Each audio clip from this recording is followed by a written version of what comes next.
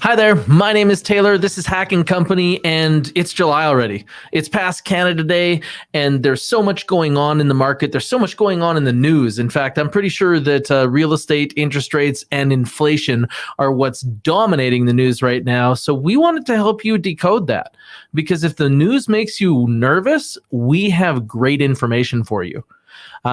Edmonton is actually bucking the curve, and there's a lot going on. And I'm going to bring out the whole team to navigate this and decode what's going on and what happened in the June market stats. Mostly so you don't have to read the package. The REALTORS Association of Edmonton releases a whole bunch of boring statistics that you're not going to have to watch. This content is brought to you by Gravidia. Gravidia is helping businesses grow. It's helping them be discovered online and raise their visibility so they can raise their value. Let's get to it. HACK&Co team. Oh, we've got them here. Amy Brown, how are you doing this morning? I'm great, thank you. Excellent. Amy always gives us a great perspective on the builder market. She has so much experience from working in construction that it's awesome to get your insight. Good to see you this morning. We also have Craig Bentley. Craig, how are you? Fantastic. Hope you're doing well too. I am doing well. Thanks, man. And really, Craig, I love your insight because you had spent some time in other Canadian markets. So some of this news that we're going to be talking about today as part of talking about our stats is really coming from the markets where you have experience. Yeah, absolutely. There's a lot of national news out there right now, and people in Edmonton, they're listening to it, but they're not understanding that our market is a little bit different than those other ones. So we'll get into that in a little bit here. Totally. And we also have Anthony D'Souza. Anthony, your experience with so many entrepreneurs around us, our BNI guy, who literally has a guy for everybody. It's going to be neat also to see a little bit about how the people around you are taking some of this information that's coming, as really real estate is dominating the news right now. It has been in other markets for a long period of time about things going up, but it's changing a little bit here. Let's get into it a little bit. I think that we should really start with months of inventory. I think that that is what's kind of leading. So Tony, is it a buyer's market or a seller's market here in the greater Edmonton area? We're actually seeing it trend towards a balanced market right now. So less of a seller's advantage, according to the June stats from the month of May. In May, we were at about 2.6 months of inventory, and months of inventory just measures, what the supply and demand would be. And so anything below 3.5 would be considered a seller's advantage. But right now for June, we're sitting at 3.1.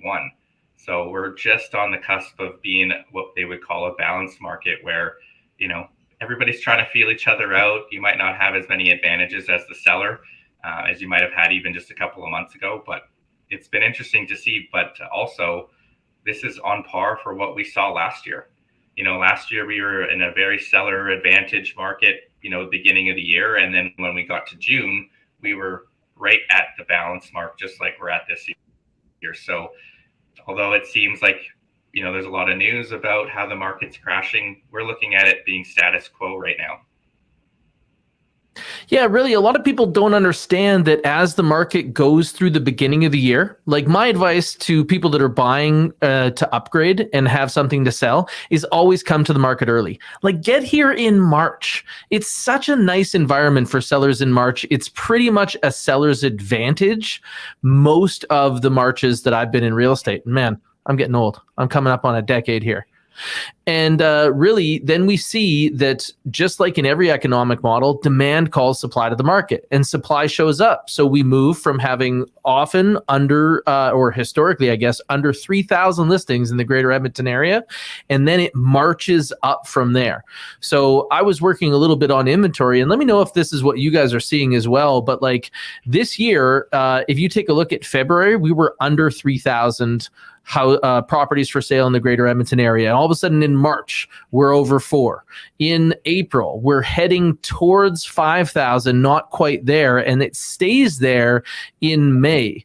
And this is just for new residential listings. But how it affects the overall inventory is it counts up 4,000 in February, 5,000 in March, 6,000 in April, almost 6,500, and all the way to where we are right now, which is 8,000. I've seen years where it's been 9.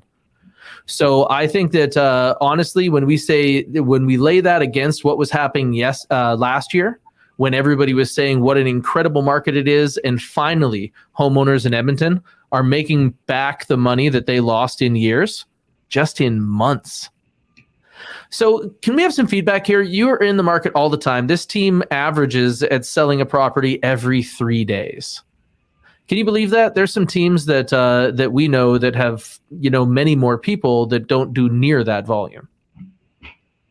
So what are you guys seeing, and how are you seeing the swing from what we saw as going on in March and really what we're seeing now in June? Honestly, what we're seeing right now is people have way more options. So if you're a buyer right now in this market, you're probably feeling pretty good, right? It might be a bit confusing because maybe we were looking a couple of months ago and everything was going pending so quick. But right now you've got options. You can go and see a couple of properties, over a couple of days. And by the time we go to check back to see if it's still available, the agent's like, absolutely, bring us an offer, right? They're kind of feeling some desperation. And so our buyers are feeling good about that because they can make, educated decisions, and they're not having to do it, on a split second, as of, leaving the house, you got to decide if you're going to buy it or not. And I think sellers are starting to feel a little bit nervous because they saw their neighbors' houses sell, for maybe a little bit more money in a quicker amount of time. And right now it's just having to, bring people, to that realization. They just have more competition nearby. And we've seen that a lot right now in Erin Ridge. Super hot over the last couple of months, even like the last year. If you're looking to sell in there, you're pretty happy with your results. But now, if you're a buyer shopping there, you've got options, right? It's still going to move pretty quick, but you don't have to make that decision while you're standing on the driveway. You can go home, maybe even get a second viewing and come back, and might even not, you might be able to avoid multiple offers in some cases. Yeah, Tony, you always have your finger on the pulse when it comes to what's going on in St. Albert. Just like Amy in Southwest Edmonton, you've been doing a lot of work in the Keswick area. What do you see as the difference there? Have you had any experiences recently that you want to kind of note on? I would definitely say that Keswick, especially Keswick on the river, is still definitely a seller's market. So as long as your property is in great shape and you've taken good care of it, people are wanting to get into those properties, especially with the brand new schools coming this year. That's great. Now, Craig, where haven't you been? Right? Like, I think in the last 48 hours, you have been what we would call like coast to coast or outside Henday to outside Henday in the greater Edmonton area in pretty much every direction. Can you tell us a little bit about if this market is shifting from the seller's market to a balanced market, is there places that you're seeing a good place to steal deals? Oh, absolutely. It always depends exactly what you're shopping for here. So single family homes and townhouses were doing so fantastic at the beginning of the year here. And that generated a big seller's market for them. We were seeing multiple offers, properties going well over list price, but the condo market, there was always room for a few deals.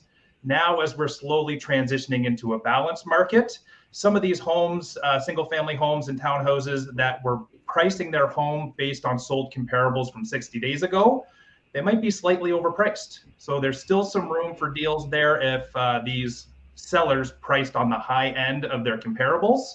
As the market slowly shifts, those homes are sticking around on the market a little bit longer, which, there's usually room for a deal there. See, this is something I found interesting. Amy, you and I were talking about this previously, about how even when the market was super hot, there were people that were sitting out. What were they doing wrong? People that were sitting out on the hot market they brought their listings to the market and they just didn't perform. And it was so crazy because everybody was in a mad panic to buy houses, but there were still properties that expired. What were they doing wrong as listing agents? I think that a lot of them were just not really sure what to do. I think that rather than monitoring things and making sure that they were advising their clients on what they should be doing with their price or how things should be different, they just thought if you bring it to the market, it will sell. Yeah, at like any price. And that's something that isn't really reasonable, especially when you can come from the consumer side, which is who you need to make an agreement with to sell something. So in March, we saw them very nervous. We saw multiple offers. We set some team records. Like we had over 60 showings at a listing. And now moving into this field, are there still people that are getting that opening weekend like excitement? I am. I have a listing right now that's getting a ton of excitement. And in fact, we have decided to hold for offers. It's been getting that much attention. All right. So this is similar to March. Yes. So we are still seeing that people can bring their property with great strategy to the market. As long as it has marketing and we can make it loud here, then they're still going to see some of those results, especially if they follow advice. We can see a lot, and we know a lot about what buyers are doing. Now, this is days on market is where we saw like that big trend difference from March to here. Can you take that through us? Can you take us through that, Amy? Yeah, for sure. Right now, days on market, the average home is selling in approximately a month. It's not all that different from the months before. There's about 4 days longer that things are taking across the board, which I don't see as much of an issue. And we're still quicker than we were last year. Wow, that's great to break down. Now, is every different property type having that same experience? No, not everyone. The condo market's always a little slower. Yeah, it has been over these last few years, but I'm going to say that it's starting to surprise me. Right? Mhm. Like before, we would have probably described the condo market as being like in the deep freeze. Right? I remember the worst I had ever seen it was where we had, like, this is in the last 12 months, where downtown there was well over 10 months of inventory. And what Tony was saying is like the market's at 3 months of inventory right now. That's cold. Right? But honestly, it's like somebody set it on the counter. It is slowly de-thawing over time, and we're seeing some better metrics now, including the fact that the condo market is at 45 days on market as an average. Mm-hmm, mm-hmm. Now, one of the things that we were talking about just a little while ago was how the market is affected when people move here. And that's been in the news. 16,000 new Albertans last month, the largest single month of net migration in the last 7 years. Anybody have any thoughts on how that's going to affect this condo market? I think it will help improve it for sure. Yeah, I think there's going to be less competition among sellers because some people that find tenants aren't going to sell anymore. So that's going to definitely affect the inventory numbers. Mm-hmm. And as vacancy drops, more people will consider offering their property on the rental market. And with interest rates rising, if you have a low locked-in rate and you're thinking about moving, well, know that rent normally rises with interest rates. So if you've still got a few years left at this low interest rate, well, that's something that could mean that there's a better spread between what you spend and what you have to charge. So I find that really interesting, and thanks for your feedback there. Now, what are we talking about when it comes to price? Price has been something that a lot of people, like the statistics make them nervous. What did you see on average price there, Craig? So average price for total residential here is at $405,000, like slightly above there, which is down about 1% month over month. We were at $410,000 last month, so not a drastic change. We're noticing the townhouse and duplex section that is having the most major change. So that was really hot. It was really the dark horse that we didn't see coming, that drove up a lot of prices in March, as we were talking about earlier. And now we're noticing a slight shift in terms of average sale price for them. But overall, for total residential, we're up 3% year over year. So things are still looking good here, even though it's a slight change from last month. Yeah, and a lot of people need to understand that it's not one property that lost 1%. And it's not all properties that lost 1%. Average price is based on appetite. So what we see as like regular trends on the internet is every winter people ask, are houses worth less in the winter? Like if you just buy them at a certain time of year, it totally affects the amount of equity they have. However, the truth of the matter is that in the dead of winter, it's mostly like what we call utility real estate. People that have to move. Sometimes they have to move for job transfers. Sometimes that they just have to move to maybe it's a divorce or something else that you can't really time. Whereas in this spring market, this is families upgrading. They're selling things to go buy up market as a normal move, which means that a lot of the participants, when you consider the average prices in the greater Edmonton area, are actually doing about $1 million in business between the property that they sell and the property they buy. It really changes the volumetric numbers of the average price. So even though we see average price changing here, I got to say, not surprised, especially when you highlight it against last year. It's very often that we see these same type of movements, and they're more a market movement. But if you look at this right after you look at the news that says, oh my goodness, all of these hot markets are going to drop, well, then you obviously would assume that Edmonton was a hot market and it's going to drop. Now, Craig, you had worked in some other markets, as I bump my mic. You had worked in some other markets, and what do you like? Was Edmonton a hot market during the pandemic?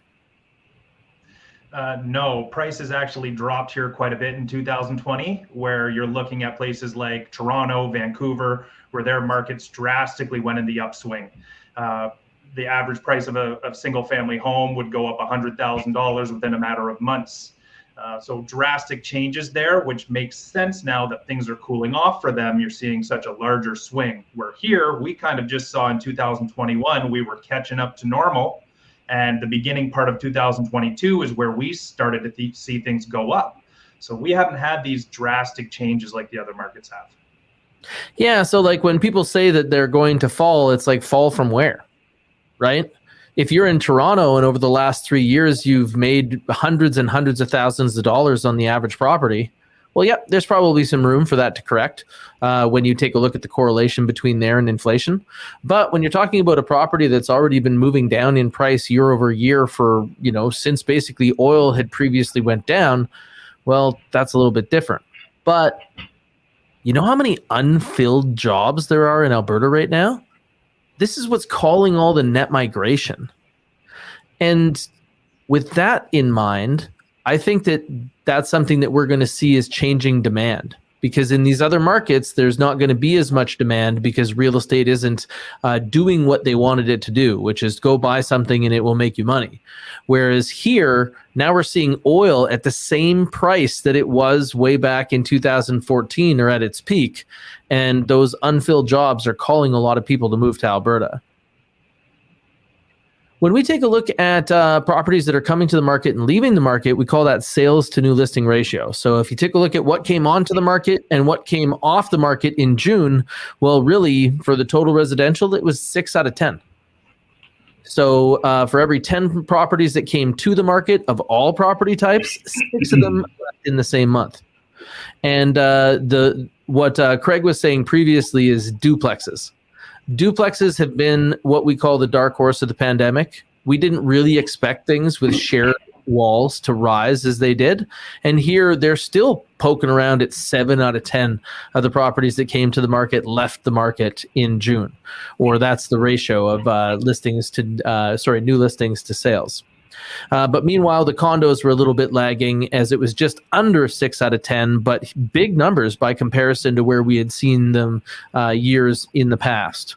Does anybody else have anything to kind of note on that as far as those properties coming to the market and leaving? What does it take right now to have a property come on, do well, accumulate less than 30 days on market because buyer interest is so high that somebody's got to have it? What does it take right now? Move-in ready and accurate pricing. That seems to be the secret sauce right now. If you've got a property and you're trying to base your pricing off of what it was like in February, where 9 out of 10 listings are selling, you're probably going to struggle. You might have a great opening weekend, but it's probably not going to result in offers because people are going to see more house for less money, even down the street from where you're at. And if there's anything that you can do to make it as move-in ready as possible, do it.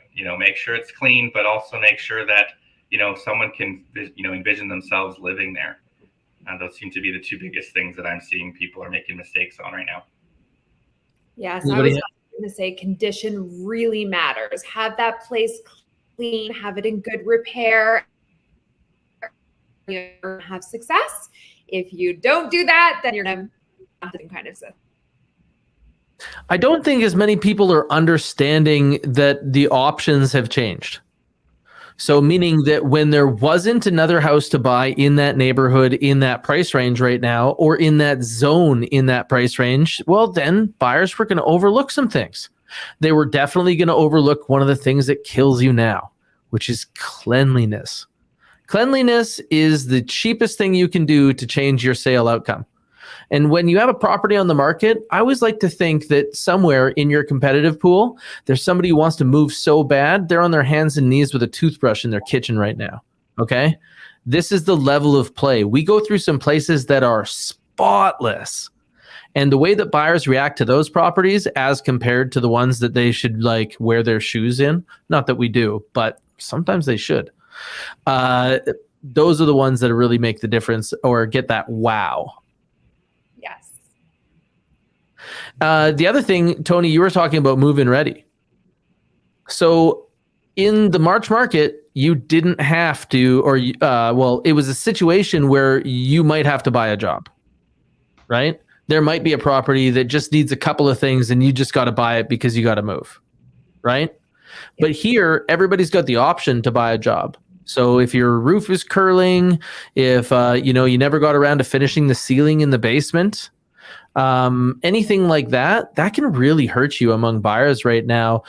When you're out in the market with buyers, what do you see as your feedback? You go and see maybe 6 properties, and what do you notice the correlations among those ones that make buyers go, ugh?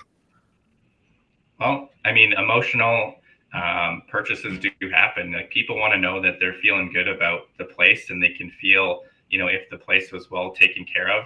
And we're seeing places like you mentioned where you probably should wear your shoes in the house, and they're still trying to get top dollar for it because they think, if someone likes it enough, they'll just buy it. And unfortunately, that's not the case. There's many other options around. And so I've seen that in North Edmonton, where there seems to be a lot more inventory than what's selling, versus what you're seeing in Southwest, where there seems to be a lot more competition happening and the bar has been raised. So kudos to everybody in Southwest. You're doing a great job. And the North Side, you guys need some work.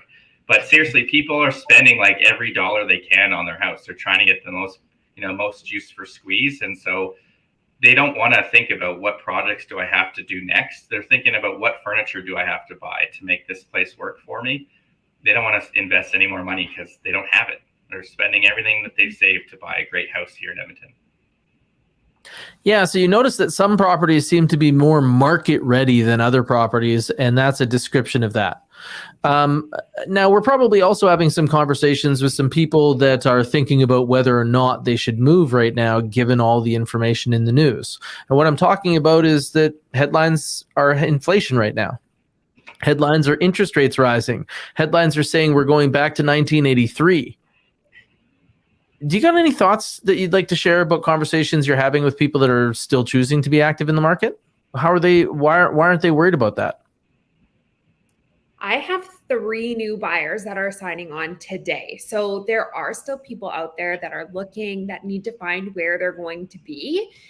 The inflation happens. So if you need a different home, you're going to have to be out there. You're going to have to get it. You're going to have to lock in now before things go up even more. See, that's the hesitation that hurts people. So there's a lot of people that were like, yeah, you know what? We're going to make a move this year. And then all of a sudden they feel as though the market is bad, right? And the truth of the matter is that there's always a way to navigate it. I was just talking to somebody who wasn't planning to move until next year, but a property popped onto the market that they were like, wait a second, if I could have that, I'd probably move. And we opened up the conversation around that. And it turns out that if they delay, may end up having to pay more for that same house next year. So a lot of people think that if interest rates go up, then property is going to go down. Do you guys agree? Not necessarily. No, why not? Because as we're talking about here, if more and more people are moving to this area and we have a lack of supply, well, interest rates might rise, but housing prices can rise at the same time too. So not only are you paying more on your mortgage, you're paying more for the actual house itself. So that's the major thing that I've noticed here is people are thinking that this market is going to crash because of interest rates and inflation. But what happens if it doesn't? Right. So they may be under the assumption that they get to make this decision only on whether it's better or worse than yesterday. Whereas the truth is that why people move has a whole bunch more to do about that. You take a look at those markets where it's so expensive to live there. We're seeing record layoffs. So in that case, how long do you get to stay there in a premium location if you don't have the income to support it? Well, I know that you have all moved new Albertans in here in the last little while, and it seems to be a pretty affordable place where you can still find a job that is even at the national average. Mm-hmm.